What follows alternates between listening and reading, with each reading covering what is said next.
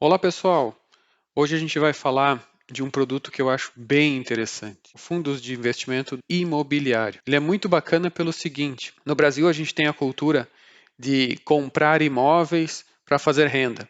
Todo mundo conhece o tio de alguém ou o tio que tem dois, três kitnets alugados, apartamentos alugados, e cada vez com o passar do tempo ele tem mais apartamentos, mais dinheiro, mais renda. Só que para você comprar um apartamento para alugar ou uma casa para alugar, você precisa de uma quantia de dinheiro bem alta.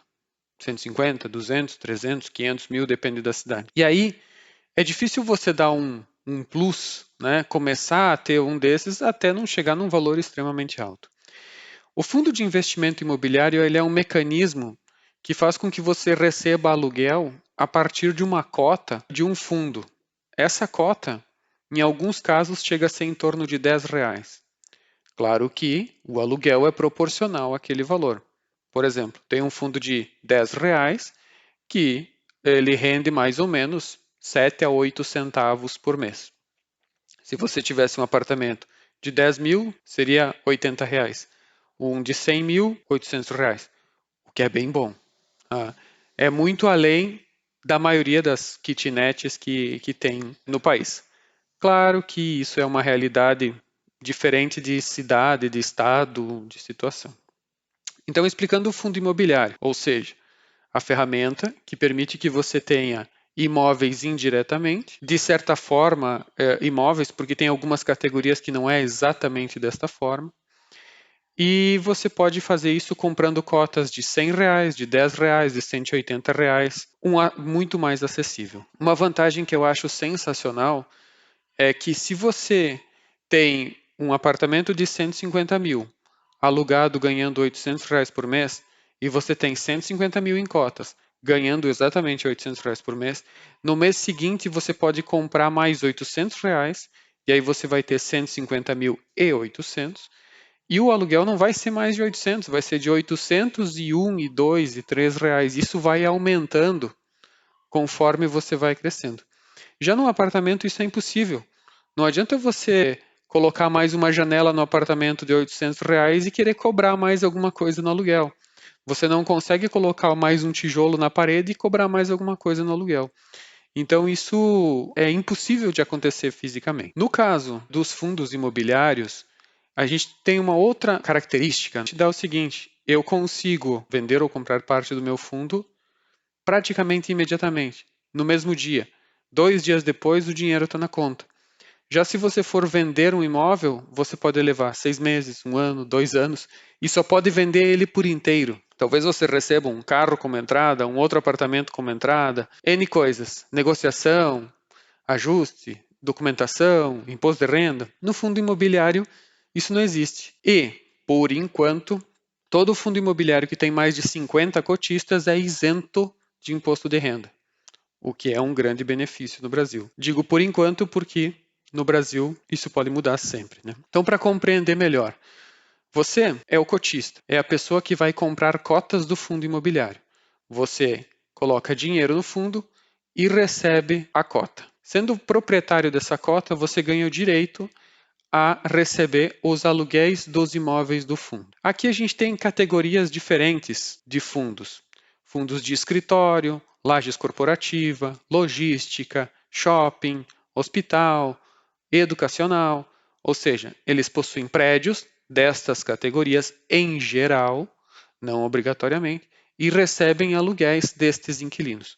Uma coisa que é bacana é que num shopping, por exemplo, você vai ter muitas empresas como inquilino, diversas empresas diferentes que vão estar te pagando. Num escritório, um prédio ou vários prédios de escritório pagando aluguel.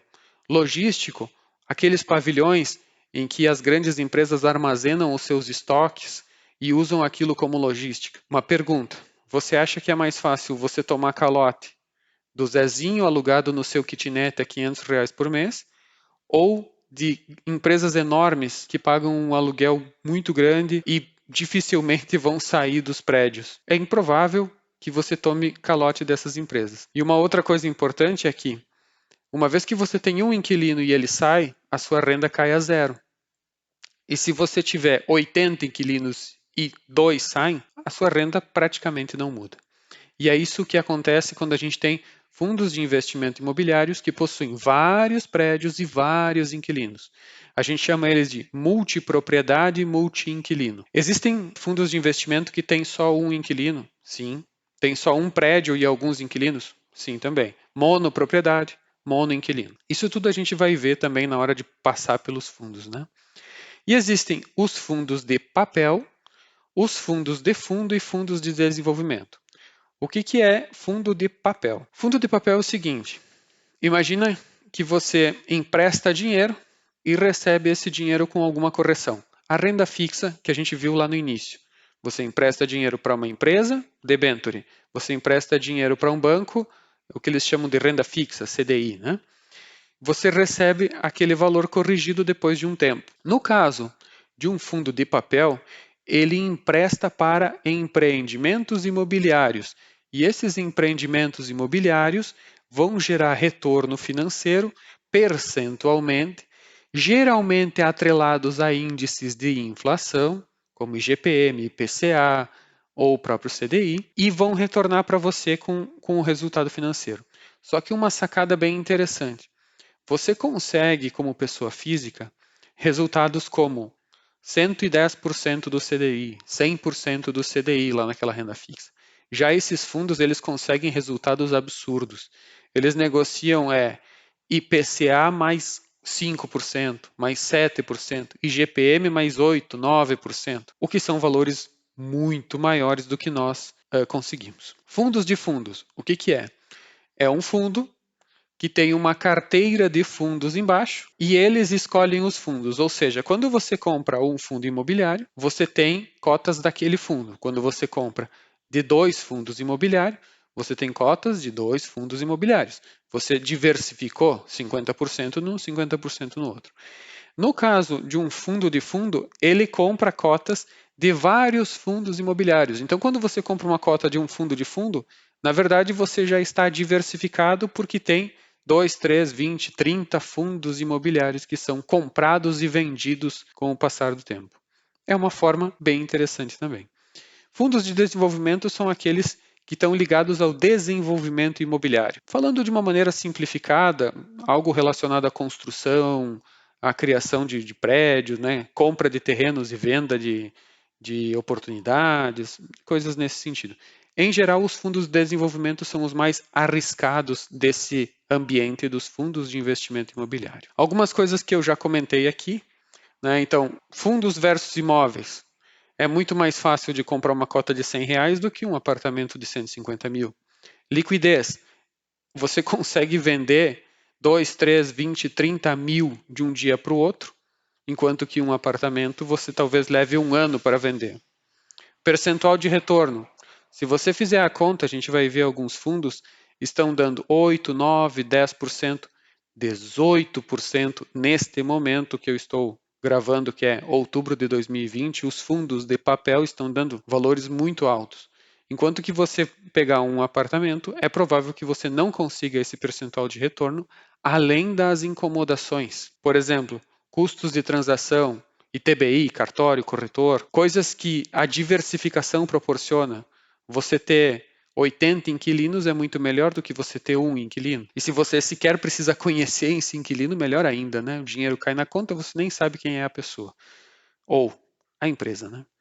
Volatilidade. Aqui está um ponto interessante. Todo mundo que compra um apartamento está seguro da sua compra, certo? Você fez uma compra de R$ 200 mil, meu apartamento vale 200 mil. E você não vê ele no dia seguinte valendo 201, 199, 202, 198.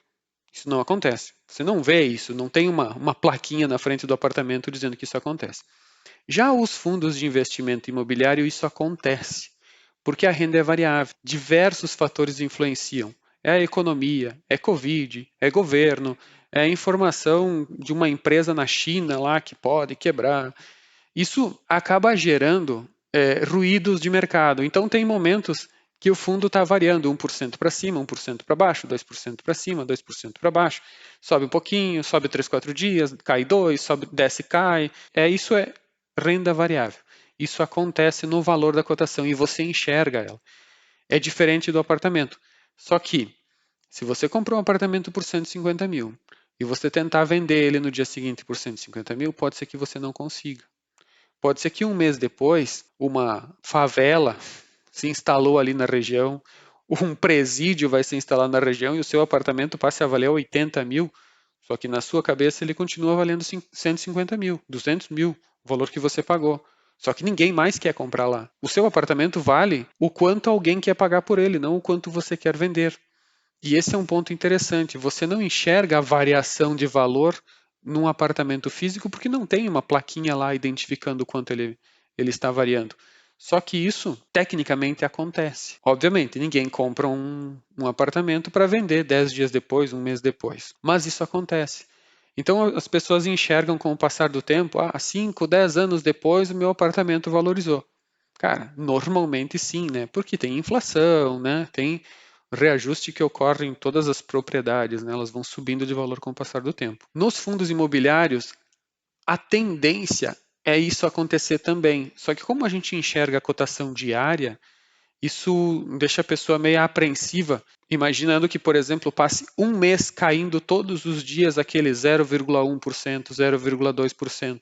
Eu comprei a 110, no outro dia está 109,90, 109,80, 10 dias depois está 108, 20 dias depois está 105, 30 dias depois está 113, e você pensando, poxa vida, né? Joguei meu dinheiro fora, estou perdendo o dinheiro. Cara, pode acontecer. Só que se você enxergar de outra forma, quando você pagou R$ 110, aquele fundo imobiliário tinha aquela quantidade de prédios, aquela quantidade de inquilinos, todos pagando, talvez um ou outro atrasado, aquela linha estava acontecendo e agora, um mês depois, está tudo igual, não mudou nada, os prédios estão no mesmo lugar, os mesmos inquilinos e ele está custando você pagou 110 no mês passado e está custando 101 agora. É melhor para comprar mais, porque você pode adquirir uma cota gastando 101, enquanto mês passado você precisava de 110. Se você for comprar 10 cotas, você precisava de 1.100, agora você precisa de 1.010. Com 1.100 você já compra 11 cotas. Então esse é um ponto de vista bem interessante. Se aquele fundo imobiliário que eu comprei não piorou, caiu o valor é ótimo, porque agora eu posso economizar. Claro que, como eu gastei naquela primeira compra, agora, poxa vida, né? Acabei perdendo o valor. Mas se você não vende, você não perde. Você continua com a propriedade. E esse é um ponto importante. Na propriedade, você é o dono, certo? O apartamento, se ele desvalorizar e você não vende, você continua com o apartamento. O fundo imobiliário é a mesma coisa. Se você não vender, você também é dono daquela cota. Uma coisa que pode acontecer é, o fundo começou a perder os inquilinos, começou a ter problema com os prédios, tudo. Só que isso vai sendo relatado mensalmente. O fundo entrega um relatório de tudo o que acontece no fundo de relevante mensalmente, todos os meses, e você pode acompanhar. E se você sentir que aquilo está piorando, está acontecendo realmente alguma coisa, você pode simplesmente sair fora e procurar outro fundo. E isso é o bacana da liquidez. Você consegue sair em um dia. Em 2 dias o dinheiro está na conta, você faz outra compra. Agora falando de um ponto importante para o pessoal compreender um tópico que aparece nos relatórios. Vacância física e vacância financeira. O que é a vacância física? Imagina que você é proprietário de 10 apartamentos. Todos eles têm o mesmo tamanho, todos iguais em tamanho. 750 é o valor do aluguel que você cobra em 4 apartamentos. Em outros 6 você cobra 500. Então você é uma pessoa que ganha R$ 6.000 por mês de aluguel e tem 10 inquilinos, que é bem bom. E todos têm o mesmo tamanho em regiões diferentes de uma cidade, por isso alguns você consegue um valor melhor de aluguel. Imagina que um dos inquilinos dos 750 resolve sair. Você tem então uma vacância física de 10%. Um dos 10 apartamentos está vazio. E a vacância financeira, você deixou de ganhar R$ 750 sobre 6 mil, então é 12,5%. Por isso há uma diferença entre vacância física e vacância financeira. E você vai ver isso nos relatórios. O fundo diz, nós temos 18% de vacância física e 22% de vacância financeira. E aí você vai olhar, mas o que isso significa? Significa exatamente isso. Então, se eu tiver 2 inquilinos que saíram, os apartamentos todos têm o mesmo tamanho, então é 2 sobre 10, 20%. E no caso da vacância financeira, é 20,8%. Por quê? Porque os valores são diferentes sobre o total de R$ 6.000. Alguns tipos de assuntos que vocês vão ver aqui. O pessoal chama de fundo de tijolo, os fundos que possuem propriedades físicas. Prédios logísticos, lajes corporativas, que são os prédios de escritório, hotel, hospital, escola, fundos de papel e fundos de desenvolvimento. O pessoal fala também multi. Múltiplos inquilinos, múltiplos prédios. O multi, quando é mono, é porque só tem um inquilino, mono, propriedade, só tem uma propriedade. Quem são os inquilinos? Bom, aqui, diversos. Você pode ser proprietário de um prédio logístico que o Mercado Livre aluga, que as lojas americanas alugam. Os tipos de contrato estão relacionados a típico e atípico. Típico, ele é mais parecido com o contrato de aluguel das pessoas físicas normais. Tem lá alguma multa e uma para rescisão. E o atípico, em geral, ele é mais robusto, é mais difícil do inquilino sair. Em alguns casos, a multa é todo o aluguel que falta até o final do contrato. Aí eles fazem um contrato de 10 anos. Se o inquilino quiser sair no 8º ano, ele vai ter que pagar os outros 2 anos de aluguel ainda. Então isso é uma coisa interessante. O vencimento dos contratos. A gente vai olhar lá no relatório, tem vencimento para 2024, 2025, para 2050, vai conseguir visualizar isso. Índice de reajuste e correção, aparece no relatório também. Como é que os aluguéis são corrigidos todo ano? Liquidez, já comentei. A liquidez é a possibilidade de eu vender isso no mesmo dia. Dividend yield, atual e histórico. Dividend yield nada mais é que o valor que você recebe de aluguel sobre o valor da cota. Isso varia todo dia, porque como a cota varia todo dia, é comum essa variação acontecer todo dia, né? Então, imagina o seguinte, que você recebe R$ 1 por mês de aluguel para cada cota de R$ 100. Nos últimos 12 meses, você recebeu R$ 12. Se a cota vale 100, o dividend yield atual é de 12%, porque a gente fala sempre em ano, tá? É anualizado, então você tem que multiplicar pelos 12. Os 12 últimos sobre o valor de cota de hoje. Então, se a cota vale 100 hoje, você recebeu R$ 12 nos últimos 12 meses, 12%. E você pode olhar o histórico também. Então, você vai ver, bom, esse fundo está pagando 12% agora, mas ele nunca pagou 12%. Ele sempre pagava 8% ou 9%. Quer dizer que alguma coisa mudou. Ou ele teve mais inquilinos, ou a cota acabou caindo, pode ser um momento que as cotas caíram. Existe o papel do gestor e administrador do fundo, que são 2 papéis dentro da administração. Eu vou resumir dizendo apenas isso, né, que são 2 papéis, você pode fazer uma pesquisa. E existe um tópico que é a subscrição. O que é a subscrição? A subscrição é o seguinte, você tem 100 cotas do fundo. O fundo vale R$ 10 milhões. Agora o fundo quer aumentar o patrimônio. Eles querem aumentar em 5 milhões, ou seja, eles querem passar de 10 milhões para 15 milhões. O que acontece? Eles vão oferecer para você, se você tem 100 cotas, eles vão oferecer 50 cotas, que é 50%, o valor que ele está aumentando, a um preço próximo do valor patrimonial em geral. Em geral, abaixo do valor que está no mercado. Então, se a cota está valendo lá R$ 118, provavelmente ela vai ser oferecida a 112, 115, 113, certo? Um pouco abaixo do que ela está sendo cotada em geral. Tá? Isso não é uma regra, pode acontecer de essa oferta acontecer, ter uma crise no mercado, valia 118, passou a valer 110, isso pode acontecer. É improvável, mas pode acontecer. Então, primeiro, para quem é cotista é oferecido. E depois é oferecido no mercado. Nem sempre, mas em geral, é oferecido no mercado para outros cotistas entrarem. Então, o cotista acaba tendo o direito de subscrição, que é o direito de comprar uma cota a um valor geralmente abaixo do valor que ela está no mercado. No próximo vídeo, para esse não ficar muito longo, eu vou mostrar no site e na prática como localizar e como seria para fazer a compra do fundo imobiliário.